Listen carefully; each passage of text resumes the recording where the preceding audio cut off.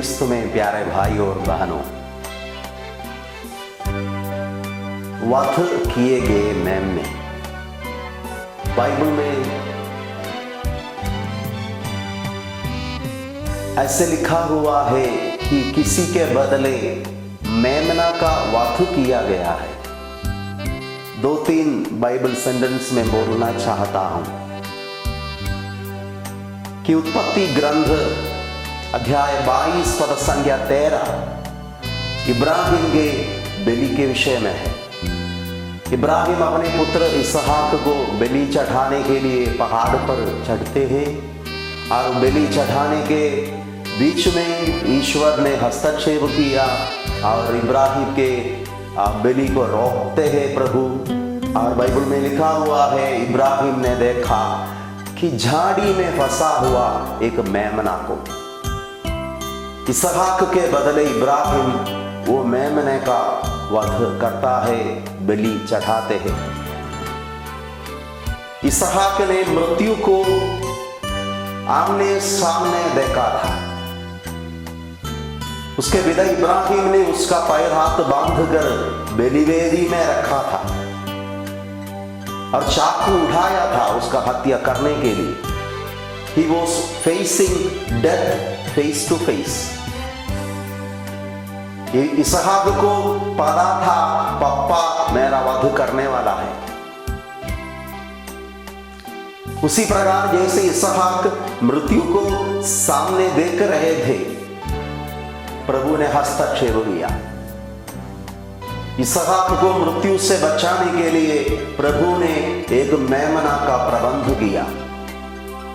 झाड़ी में फंसा हुआ मेमना का हत्या करते हुए इसहाक के बदले इब्राहिम मेमने का बलि चढ़ाते हैं। प्रियजनों, बाइबल का दूसरा वचन है यूसुफ के विषय में।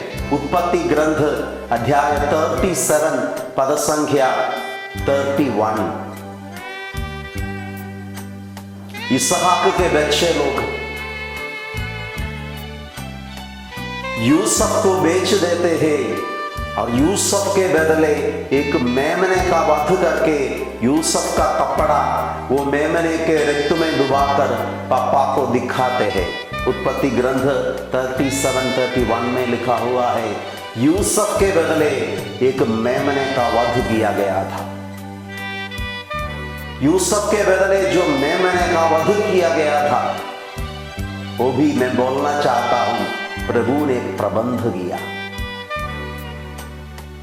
वो मेमना भी यूसुफ के जगह में बलि चढ़ाते हैं। तीसरा वचन निर्गमन ग्रंथ अध्याय 12-13 में हम देखते हैं मिस्र में विपत्तियों के माध्यम से प्रभु मिस्र को सता रहे हैं। 10वां जो विपत्ति है, पहला उठे बच्चे लोगों का मृत्यु है।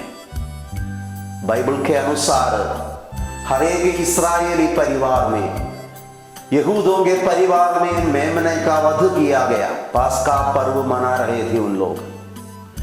उनके पहला उठे बच्चे लोगों के जगह में मेमने का वध किया गया। उनके घर के बाहर मिस्रियों के घरों में पहला उठे बच्चों का, बेटे लोगों का हत्या हो रहे थे, मृत्यु हो रहे थे। लेकिन इस्राएली परिवारों में एक पहला उठा बेटा का भी हत्या नहीं हुआ, मृत्यु नहीं प्रवेश किया, क्योंकि उधर के बच्चे लोगों के बदले मेमने का वध किया गया था। मेमना जिसका वध किया गया है, द स्लॉटेड लैम्ब। नया विधान में प्रियजनों, ये मेमना यीशु मसीह है। प्रत्येक परिवार के लिए, प्रत्येक व्यक्ति के लिए, प्रत्येक बेटा बेटी के लिए जो मेमना का वध किया गया है, वो मेमना यीशु मसीह है। यीशु सबों के जगह में अपना बलि चढ़ाते हैं।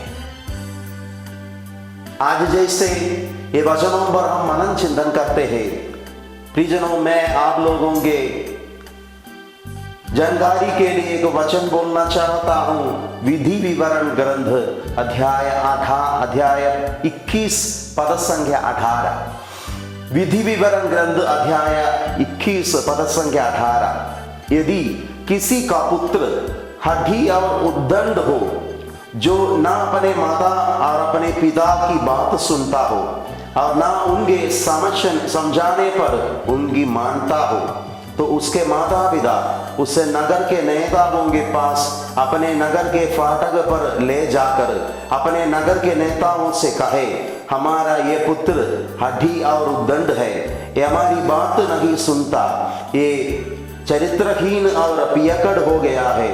अब नगर के सब लोग उसे पत्थरों से मार डाले।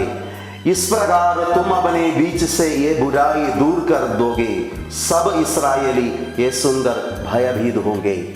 प्रियजनों, विधि विवरण ग्रंथ अध्याय 21 पद संख्या 18 में लिखा हुआ है, यदि आपका बेटा यदि आपके बात नहीं मानते हैं, आपका बच्चा आपको नहीं मानते हैं, पीते हैं, आप लोगों के साथ झगड़ा करते हैं, आपको समझाने के लिए समझाने से भी वो नहीं मानते हैं, तो क्या करना है?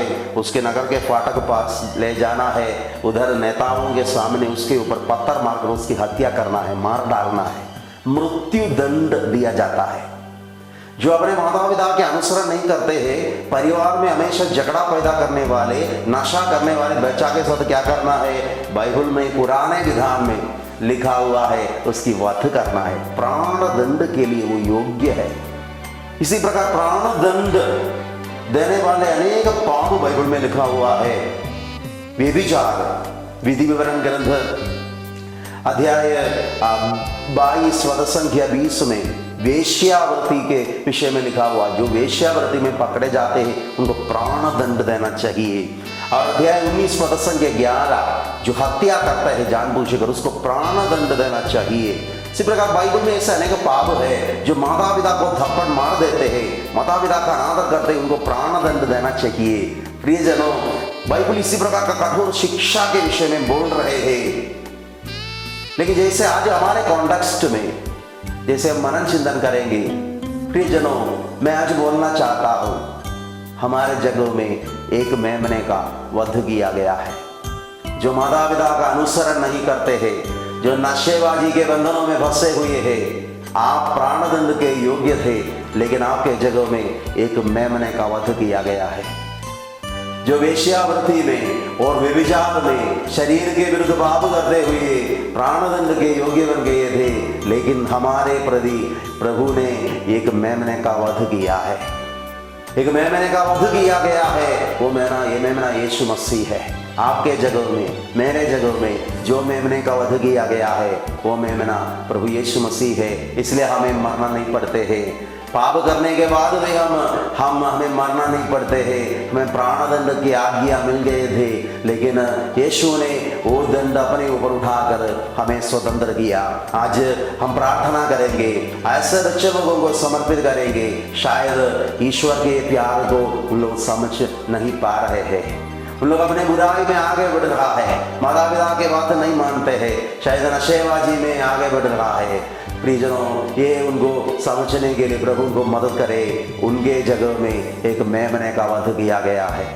उनका पाप के कारण उन लोग मृत्यु को आमने सामने देखे होंगे, मृत्यु को उनके ऊपर अधिकार मिले थे, लेकिन वो मेमने का रक्त, वो मेमने का बलि उनको मृत्यु से बचाया।